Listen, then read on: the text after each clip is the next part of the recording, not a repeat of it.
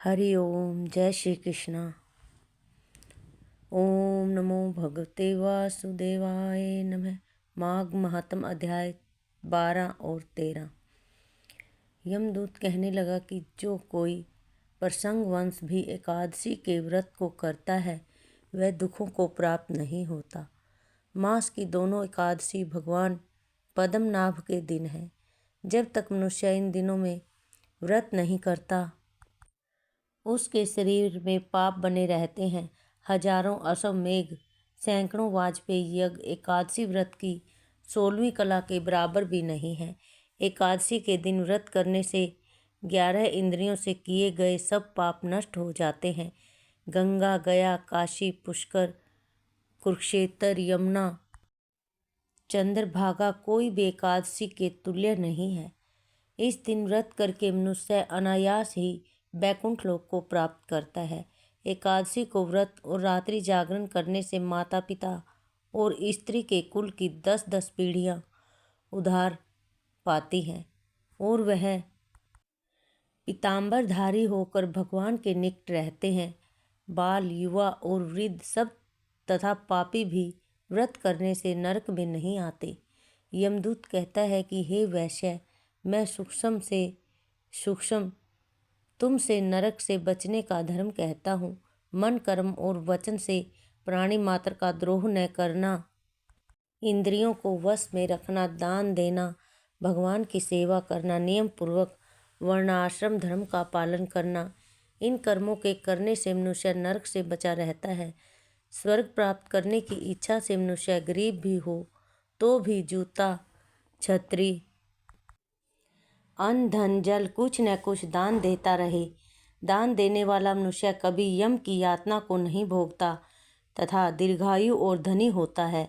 बहुत कहने से ही क्या, अधर्म से ही मनुष्य बुरी संगति को प्राप्त होता है।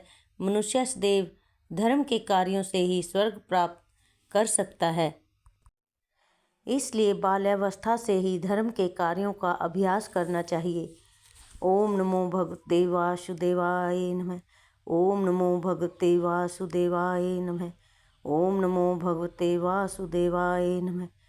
ओम नमः शिवाय। ओम नमः शिवाय। ओम नमः शिवाय। 12वां अध्याय समाप्त।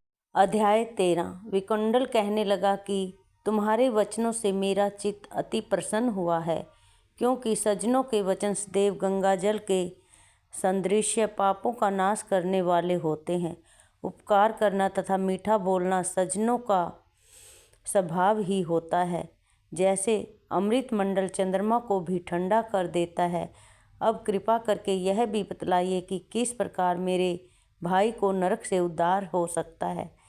तब दूत कुछ देर ज्ञान दृष्टि से विचार कर मित्रता रूपी रस्से से बंधा हुआ बोला कि हे वैश्य, यदि तुम अपने भाई के लिए स्वर्ग की कामना करते हो तो जल्दी ही अपने 8 जन्म के पुण्य फल को उसके निमित्त अर्पण कर दो। तब विकुंडल ने कहा कि हे दूत, वह पुण्य क्या है और मैंने कौन से जन्म में और कैसे पुण्य किए हैं, सो सब बतलाओ, फिर मैं अपना पुण्य अपने भाई को दे दूंगा। दूत कहने लगा कि हे वैश्य सुनो, मैं तुम्हारे पुण्य की सब कथा कहता हूँ। पूर्व समय में मधुबन में शालक नाम का ऋषि था। वह बड़ा तपस्वी, ब्रह्मा के समान तेज वाला था। नवग्रह की तरह उसकी स्त्री रेवती के 9 पुत्र थे, जिनके नाम ध्रुव, शशि, बुध, तार, ज्योतिमान थे। इन पांचों ने गृहस्थ आश्रम धारण किया तथा निर्मोह, जीतमाय, ध्यान निष्ठ और गुणातंग ये चारों संन्यास ग्रहण कर वन में रहने लगे। ये शिखा सूत्र से रहित पत्थर और सोने को एक समान समझते थे। जो कोई अच्छा या बुरा उनको अन्न देता वही खा लेते और कोई कैसा ही कपड़ा दे देता उसको ही पहन लेते। सदैव ब्रह्मा के ही ध्यान में लगे रहते। इन चारों ने व्रत, शील, निद्रा और आहार सबको जीत लिया। बस चर अचर को विष्णु रूप समझते हुए मौन धारण करके संसार में विचरते थे। हंस, ये चारों महात्मा तुम्हारे घर आए। जब तुमने मध्याह्न के समय भूखे प्यासे इनको आंगन में देखा तो तुमने गदगद कंठ से आंखों में आंसू भरकर इनको नमस्कार करके इनका बड़ा आदर सत्कार किया।